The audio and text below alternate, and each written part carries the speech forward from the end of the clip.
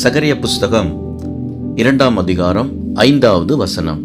நான் அதற்கு சுற்றிலும் அக்கினி மதிலாக இருந்து அதன் நடுவிலே மகிமையாக இருப்பேன் என்று கர்த்தர் சொல்லுகிறார்.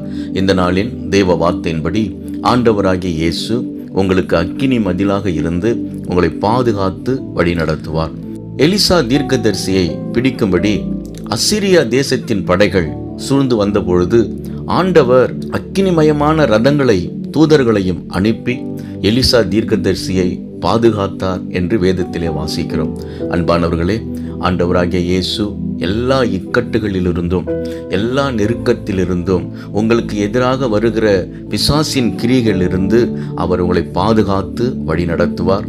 அவர் உங்களுக்கு அக்கினி மதிலாக இருந்து உங்களுக்கு கேடகமாக அவர் இருப்பார்.